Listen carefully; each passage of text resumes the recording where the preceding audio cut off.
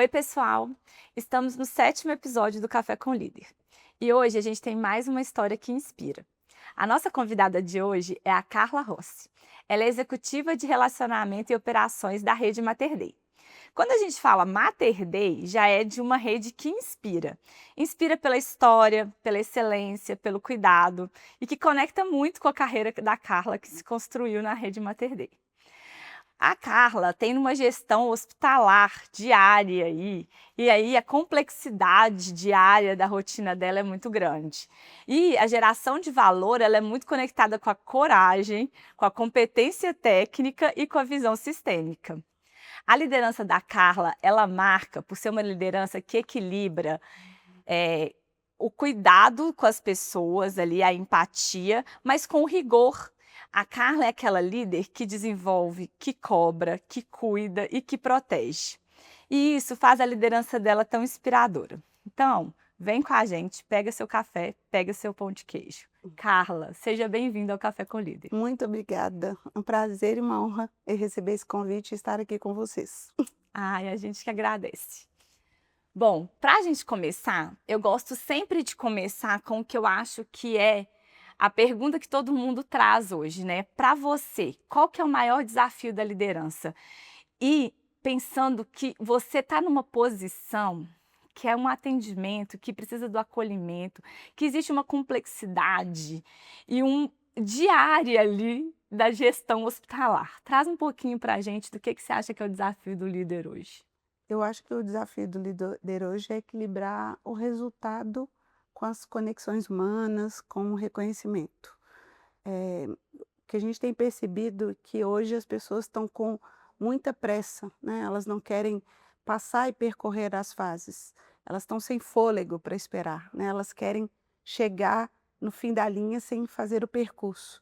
E isso muitas vezes faz com que as relações sejam fragilizadas, né? Com que as relações e esse reconhecimento, essa proximidade, esse equilíbrio entre o resultado e o humano, elas sejam fragilizadas. Está todo mundo enxergando e não entendendo o propósito na essência. Existe uma pressa exagerada e eu acho que o percurso, né, é uma coisa importante nisso e demonstrar que esse percurso ele precisa ser sólido, ele precisa ser estruturado, faz com que aumente o desafio de liderança das grandes equipes no dia a dia, né. A pressa atropela o resultado, mas atropela a conexão, e isso para mim é um grande desafio hoje dos líderes no dia a dia com as grandes equipes. Nossa, você trouxe um ponto muito interessante para falar sobre essa pressa. E aí você vem de uma história de uma construção de carreira.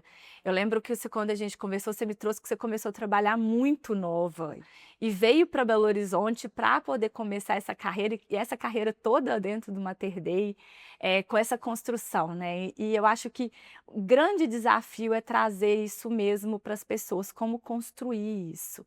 E pensando nisso, como que você faz no seu dia a dia? Que você é aquela líder que desenvolve, que gosta, que cuida, mas que cobra deles ali, tá perto do resultado. Como que você faz esse desenvolvimento? Como que você lida com esse desafio hoje com a sua equipe? Eu acho que o primeiro ponto é construir uma relação de confiança, né. A gente precisa demonstrar, criar um espaço seguro, criar uma segurança psicológica onde as pessoas possam, errar, acertar, corrigir as rotas, e essa segurança psicológica é o que faz a sustentação do dia a dia, de que a pessoa vá tentar errar e recomeçar. Então, para mim, passa pela confiança. Eu gosto muito de, permitir o protagonismo, né, a pessoa precisa e eu incentivo o protagonismo. Para ela ter o protagonismo, ela vai gerar mais ideias, ela vai gerar uma relação de confiança, e eu preciso ter consistência para ela acreditar que aquilo é possível. Então, o Precisa discurso colocar da na prática. liderança eu falo muito lá no hospital assim: "O exemplo arrasta", e arrasta mesmo. Então, só é possível que a pessoa crie essa relação de confiança, e para mim esse é o primeiro ponto, se você tem consistência e se você dá o exemplo. Então, este para mim são os 3 pilares que a gente precisa para poder conseguir fazer com que a equipe te acompanhe, que ela te respeite e que ela crie o seu próprio protagonismo, que ela saiba que ela possa, sugerir, que ela possa participar e que ela possa fazer esse tipo de entrega. Então, para mim, passa pela confiança e pela segurança psicológica. Muito interessante também essa parte, porque a segurança psicológica hoje é fundamental. A gente vem aí com uma população com muitos problemas de saúde mental e passa muito por isso. E a relação de confiança ela passa pela escuta. Você tem que parar e escutar. E você trouxe uma coisa muito interessante também na parte quando você fala da questão do deixar espaço para ela errar. Para ela poder trazer, para ela sugerir, para ela ser protagonista. E você está na área da saúde. Como gerenciar isso tudo o tempo inteiro, porque eu sei o tanto que a área da saúde, ela te pede uma urgência, Verdade. ela te pede um atendimento humanizado, ela te pede isso tudo, e como que você consegue ali equilibrar tantos pratinhos para manter a equipe do seu lado e gerar essa relação de confiança com eles? Eu acho que direcionamento, método, né, e, na área da saúde tem pilares, né, pilares de gestão.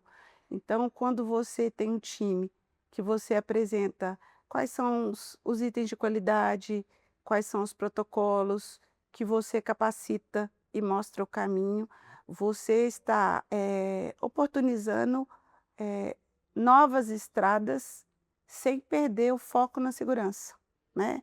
E dá para saber que neste caminho aqui, você pode ter uma margem de erro e de segurança, Hum, ou de segurança maior, e que nesse caminho aqui, a gente fala muito sobre dano zero, né. sim, Não dá para aceitar você dizer que é permitido uma morte, né, é, não dá para falar. não dá. Então quando você fala assim: "Por que que é em busca do dano zero?" Porque é em busca do Da você não quer excelência. considerar que é permitido que aconteça uma morte que seria evitável. Então, não é perfeição, é excelência, né. Não tem perfeição para todos os requisitos, mas tem caminhos e algumas trajetórias de processo que são permitidos, muita geração de ideias, muita geração de oportunidades e não precisa, e a geração de ideias pode ser antes, né, Uhum. na na nas reuniões de brainstorming, na discussão do tema em que você está avaliando melhoria de processo. Então, nestes ambientes, você pode não só deve incentivar que as pessoas participem e que elas possam errar nas sugestões. Existe MVP para testar produto, existe testar processo, existe aplicar numa população controlada, É. existe uma série de Dentro da área da saúde a gente valida tudo, né, nada recursos vai. que possam validar e que te Uhum. permitam ter esse protagonismo e também ter essa liberdade de sugerir, acertar e errar. É. E conectando com o que você trouxe, quais são as rotinas que você tem com a equipe, justamente para poder permitir isso? Porque na área da saúde, igual você falou, assim, é o mais interessante, né, que a área da saúde ela é muito controlada, né.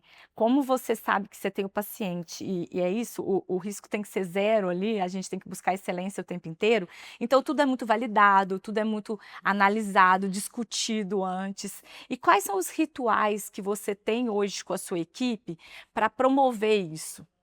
Eu acho que eu vou falar um pouquinho dos rituais, mas eu acho que tem 2 coisas que são bem importantes no dia a dia. A Hum, gente precisa muito incentivar a equipe a estudar, a buscar informação, a fazer benchmark, a criar, conexões, né, uhum. externas para poder, testar propósitos, né, testar, medidas, saber que tem gente que faz melhor, né, que no mundo tem uma milhares de alternativas que às vezes um problema que está ali que já foi solucionado. Com a internet tão fácil hoje Exatamente, na a nossa mão, informação né. disponível o tempo inteiro. Mas eu também acredito nos rituais e nos métodos. Uhum, Então, assim, historicamente, nós temos uma reunião semanal de líderes, não só com a alta direção do hospital, mas também nas áreas. Então, na minha área, toda terça-feira de manhã é o dia da reunião com o time. uhum, E nesse ritual que nós temos, a gente já vai determinando quais são os temas que nós vamos tratar naquela reunião. Então, os indicadores são tratados, as correções de rota, né, a validação do motivo dos indicadores, aham. a validação de se os processos estão seguindo adequadamente ou não. Eu gosto muito de processos, Nossa, eu gosto processo muito, é muito. essencial, É, né. Quando você olha, assim, os processos bem definidos, claros, que as pessoas consigam olhar e saber o que que elas precisam fazer, verdade. para onde elas têm que ir, como elas vão seguir, não tem o que falar. E quando a gente olha para o processo e que a gente vai oportunizando melhorias no processo, Uhum. e que a gente vai dando protagonismo para quem participou daquilo, as pessoas ficam cada dia mais interessadas em criar Cria melhoria. gen senso de pertencimento. É isso mesmo. E o senso de pertencimento é fundamental, né. Aquilo eu participei daquilo, né, eu contribuí com aquela operação, eu contribuí com aquele resultado. Isso faz com que as pessoas queiram ficar na instituição. E não É, é à toa que as pessoas estão há 30 anos, 20 então, anos, é. 15 anos no Eu tenho muito atendimento. orgulho de falar que o time das lideranças que trabalham comigo estão há muitos anos mesmo, assim. Eu estava hoje, numa reunião de processos com todo o time de projetos e eu estava prestando atenção que a minha engenheira de produção, ela falou, ela se apresentando na reunião, ela falou assim: "Eu trabalho há 4 anos e meio com ela". Eu pensei: "Já?", né, uma moça muito jovem que veio para somar, assim como todas as outras, Aham. mas isso me chamou a atenção, eu falei: "O tempo está passando e as pessoas estão ali continuando conosco", mas, eu ainda acredito que o motivo disso, né, é a consistência, o exemplo e a oportunidade de dar, protagonismo para que Dá eles voz. façam as entregas deles, né. Eu não gosto de ir em nenhuma reunião que tenha acontecido algum tema importante na minha área, alguma entrega importante, em que nominalmente eu diga: "Foi a fulana que fez essa entrega aqui do nosso time". Assim, isso é, se ela não tiver a oportunidade de estar naquele momento, naquele ambiente para apresentar o resultado que ela construiu junto, eu faço questão de dizer os nomes. E isso faz com que as pessoas se sintam, muito reconhecidas e que elas queiram também participar mais e continuar. Isso é bem importante para mim. Ó, isso é a sua liderança que desenvolve, que cuida, que faz a pessoa brilhar. É, E é um conceito que eu gosto muito de trazer. Uma estrela sozinha, o brilho dela é é pequeno, muito pequeno. mas quando você junta e faz o brilho de todo mundo aparecer, todo mundo brilha muito mais E a forte. luz reflete igual esse holofote que está aqui. Exatamente. É dessa maneira. Isso. Tem que ser em conjunto, né. É. Nós viemos, nesse mundo, a gente precisa mais cooperação, de convergir mais do que de divergir. Sim. E nós temos muita oportunidade de fazer isso em ambiente de saúde. Em ambiente de saúde, em ambiente de grandes times, a cada 2 pessoas que se reúnem para discutir um tema que vai impactar na vida de um paciente, Nossa, que vai impactar no servir a um paciente, isso é um propósito gigantesco de vida. Quando a gente se pergunta, enquanto liderança da área da saúde: "O que que eu posso fazer pelo outro?", eu posso fazer muito, e eu posso fazer o servir.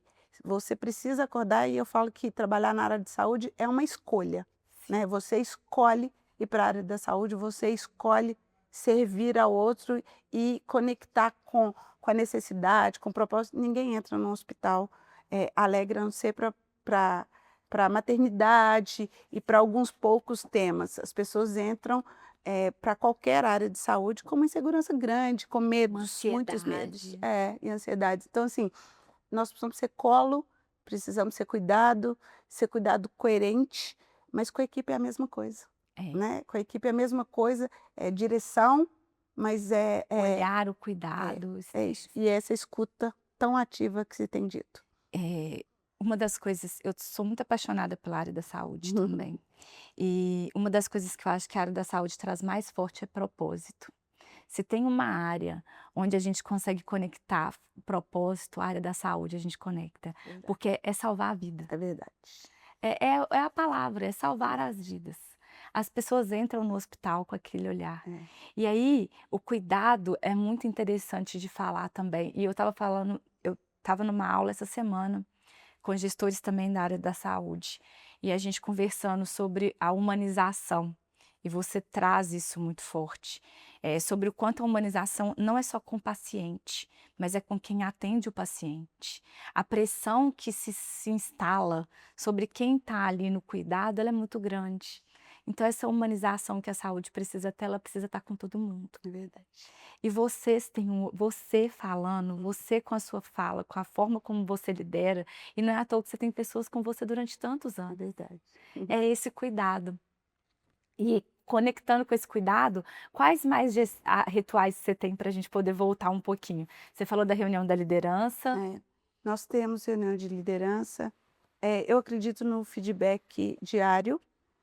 Eu acredito que a cada tema a pessoa vai tendo tanto o reconhecimento quanto a correção de rota, mas eu também acredito no feedback formal, que faz planejar futuro, que faz corrigir rota, que faz planejar carreira. Então, a própria instituição já tem, né, os momentos de formalização, sejam anuais, né, sejam seguindo as premissas de feedback do RH, Uhum. mas também toda eh, esse exercício diário de feedback constante no dia a dia. Eu gosto muito disso, de estar sempre já oportunizando esse retorno. Isso. Eu gosto muito de trabalhar com médico, né, a minha grande paixão sempre foi relacionamento médico, gosto de operações, de tecnologia, mas, o mesmo feedback e a mesma forma de dar um retorno consistente do sim e do não para o colaborador, é o que todos os públicos esperam. É. Então, por que que, eu construí uma conexão muito forte com o corpo clínico? Exatamente por isso, porque não é só para o sim, ele espera um retorno sólido, um retorno consistente, um direcionamento para alguma demanda, e isso a gente faz com o médico, a gente faz com o paciente quando é demandado, e a gente faz com os times, né. A gente, eh, constrói essa conexão com todos os públicos.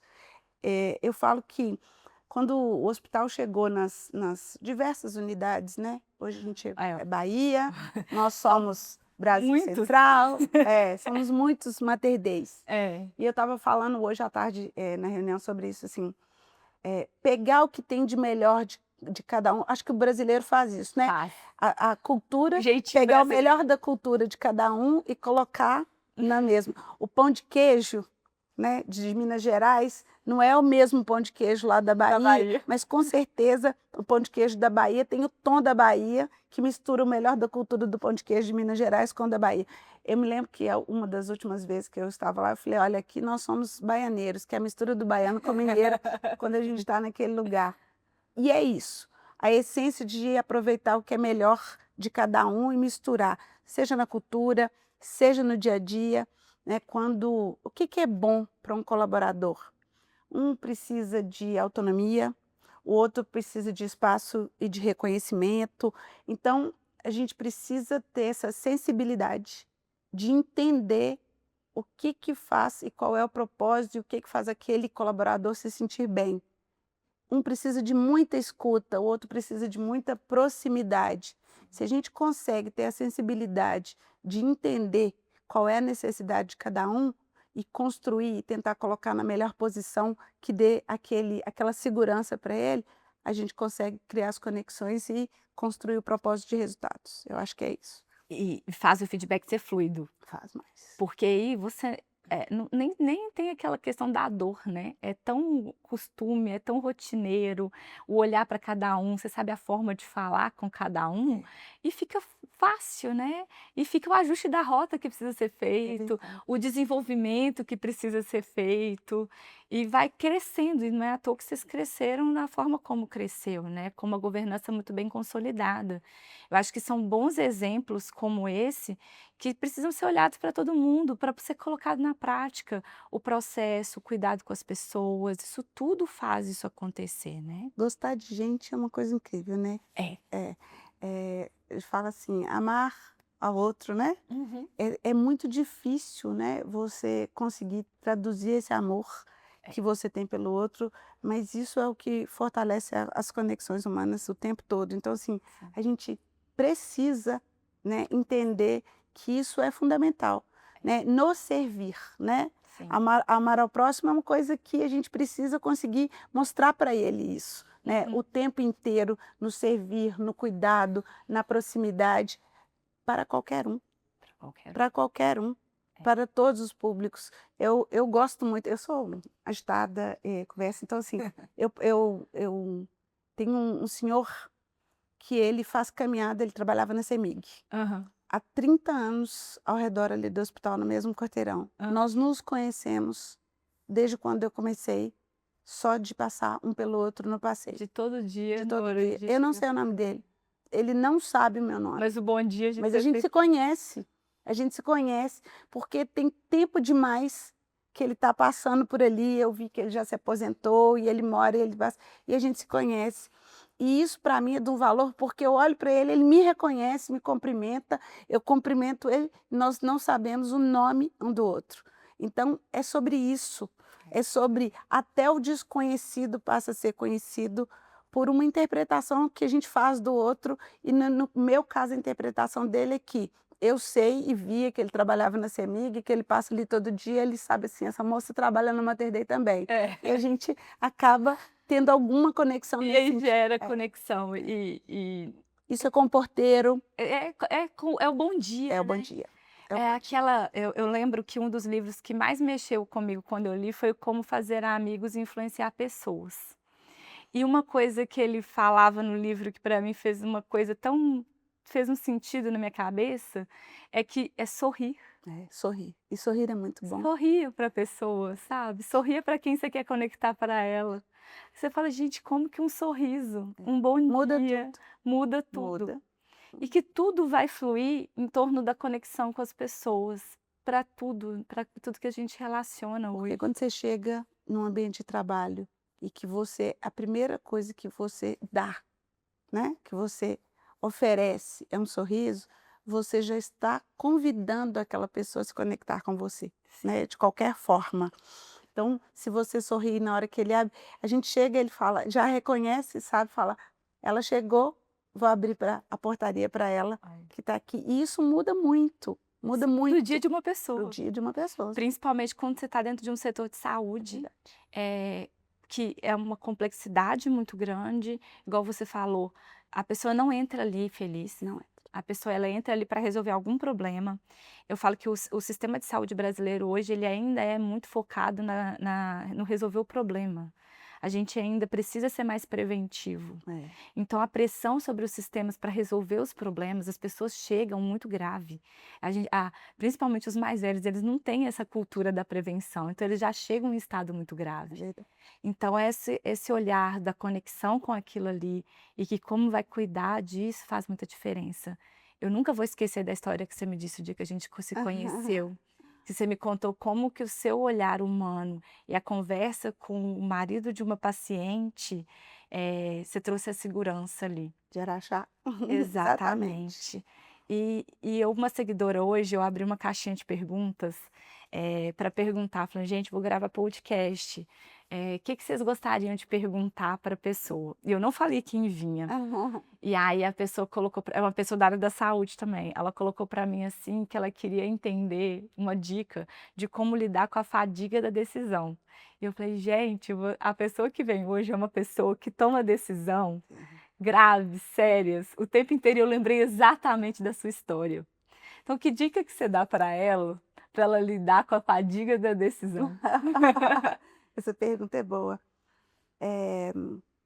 Eu acho que, a gente precisa eu falo que a gente precisa se posicionar, sempre.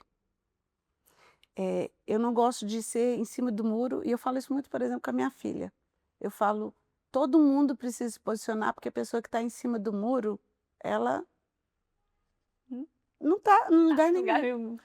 Quando eu olho para uma pessoa, eu pergunto: "De que lado você está?", mas não é um lado intencional, não é um lado arbitrário, não é um lado, é só qual é a sua posição. Qual é a sua opinião? Exatamente. E aí, na decisão é a mesma coisa.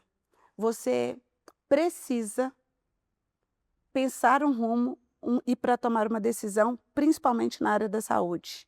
E na velocidade que precisa da decisão. A decisão ela precisa ser avaliada rápida no seguinte sentido: qual é o impacto que eu vou causar, né, e ninguém acerta 100%, mas qual é o impacto que eu vou causar na vida do outro, para poder mudar essa rota aqui, que precisa ser decidida rápido. Então, assim, eu gosto de decisão. Eu sou uma pessoa que eu vou decidir rápido. A decisão para Que você eu não é fadiga. mas não sem um planejamento total. Não é fadiga, mas não é sem um planejamento total, sem não medir a consequência disso. E eu acho que não pode ser fadiga. Você tem que pensar, avaliar rapidamente, ser mais positivo e valoroso, você decidir naquele momento, ou se tem um tempo, se aquele tempo vai impactar ou não no resultado. Então, se for um motivo de decisão que você pode planejar, pensar, levar para casa, estudar, né? A gente não precisa desconstruir o planejamento de jeito nenhum. Não. Você vai falar assim: é possível que eu decida isso depois. Uhum. Mas, enquanto liderança, você tem que saber muito bem o equilíbrio entre em que momento você precisa decidir rápido e direcionar, e em qual momento você precisa protelar a decisão para um planejamento mais profundo. Isso. E isso tem perfil, né, pessoal envolvido nisso, Claro. né, a capacidade da pessoa de executar, mas se ela entender que isso é um peso, que isso gera uma fadiga muito grande nela de forma frequente, ela precisa repensar se ela está naquela posição que ela gostaria, que ela planejou, que ela escolheu. É. Não tem jeito de não ser apaixonado pelo que faz. Eu acho que vira fadiga se você estiver sempre repensando se é aquilo que você gostaria de fazer. Sim. Eu acho que isso fica mais pesado, fica mais sofrido. Você precisa ser, de alguma maneira, apaixonado pelo que faz, e isso facilita os seus momentos de decisão, principalmente na área da saúde. Disse tudo. Ser apaixonado pelo que faz. Quando a gente é apaixonado pelo que a gente faz, tudo que é difícil se torna mais fácil, porque a gente gosta. É verdade, A gente passa a gostar dos é desafios. verdade, é verdade. É Você trouxe sobre o planejamento. Eu sou a fã número 1 de planejamento, porque eu acho que um bom planejamento auxilia muito na tomada de decisão. é verdade. Porque você já está com o caminho seguindo ali. A decisão fica mais fácil, porque você sabe o que você vai seguir, qual que é a próxima etapa que vai chegar ali. Pode ser que saia um pouco fora do que você planejou e é aí que você vai ter que voltar e olhar, igual você falou. Dá tempo? Não dá tempo? E aí eu vou. Mas esse planejamento, ele é muito legal. E como que vocês fazem o planejamento? Como que vocês envolvem todo mundo nesse planejamento? Que eu sei que vocês têm um planejamento estratégico daqueles brilhantes. É verdade. Semana passada foi a convenção de executivos, né, e era quais são as nossas batalhas para 2026, né, nós chamamos de batalha. Nós estamos muito habituados a fazer planejamento desde o início lá com a Fundação Dom Cabral, em Desde a construção da 1900 história do material. há muito tempo, né. E isso já está no DNA da rede, né. Nós crescemos e todos os executivos que trabalham na rede Mater Dei de Saúde, eles aprendem aquilo lá no dia a dia. Um planejamento seguro, né, Sim, ele gera, mais segurança, mais consistência para as entregas, direcionamento. principalmente a área de saúde, né. Nós Uhum. precisamos entender qual é o caminho, qual é, a trajetória necessária para aquilo. Então o que que nós fazemos, né? Nós sempre trabalhamos junto com a Fundação Dom Cabral, nós temos comitês de planejamento muito bem estabelecidos e rituais de governança, tanto com o corpo clínico quanto com os gestores. Uhum. Então nós temos modelos de análise crítica em vários níveis, nível 1, nível 2, nível 3 estratégicos, apresentação de resultado de planejamento via conselho, né, conselho de administração, e esses rituais de monitoramento de indicadores de planejamento acontecem também na base. Eu já ia falar, como que vocês descem isso para o operacional? A gente tem reuniões, né, dos heads de cada unidade, tem reuniões semanais com a operação, que chamamos de reuniões operacionais mesmo, e cada líder também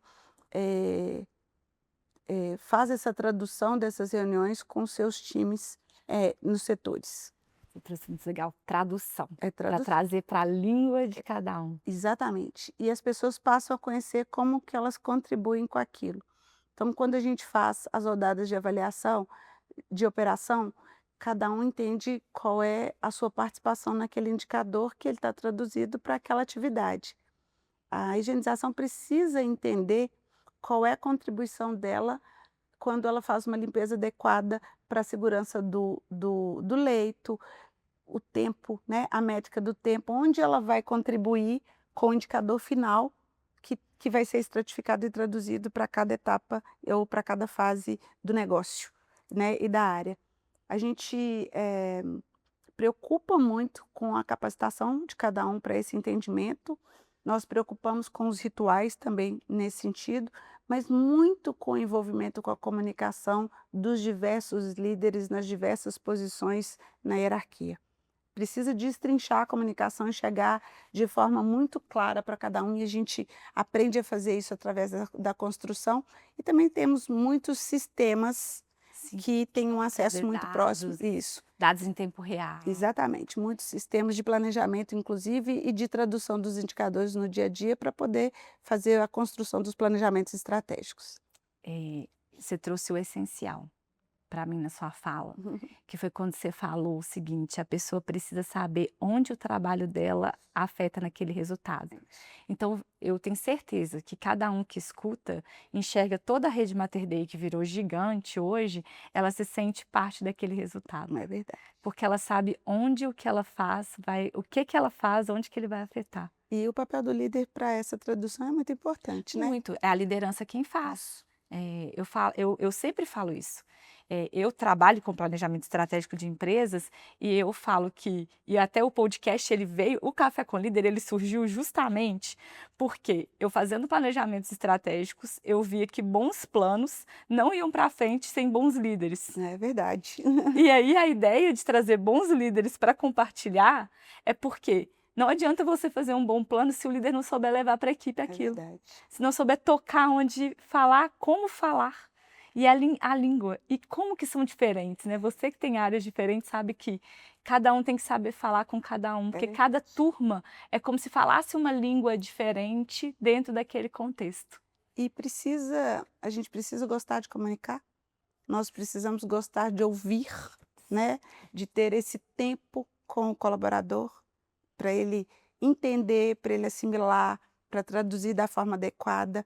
Se não tiver esse momento de escuta, se não tiver esse momento de tradução, ele não vai saber qual que é o papel dele e qual é a importância dele naquele processo. E ele não vai se sentir parte. E não vai se sentir parte. E sentir pertencimento é uma coisa fundamental. Né? Quando a gente pensa, eu me sinto parte do Mater Dei, né? Sim. O meu senso de pertencimento, eu falo quando eu falo meu, cada pessoa precisa falar sobre aquilo naquele. Tem prazer em falar que eu fiz parte, o que eu faço parte, que eu estou lá, né? Que eu comungo com aqueles valores, com aquela construção. E isso tem que ser da base até o topo. Exatamente. E isso conecta todo mundo. Bom, a gente ficaria horas aqui falando sobre isso, porque eu gosto do assunto e falar sobre liderança na área da saúde e ver uma aplicação prática tão bem sucedida Obrigada. é muito prazeroso, Obrigada. Carla. E eu queria que você trouxesse agora uma dica, um conselho para quem está assumindo uma liderança hoje. O que você falaria para eles que é o essencial hoje? Eu sei que a gente falou por muitas coisas legais, mas qual que é a dica final que você deixa? Para uma liderança que está chegando agora, eu acho que o primeiro ponto que ela precisa fazer é construir uma conexão segura e de confiança.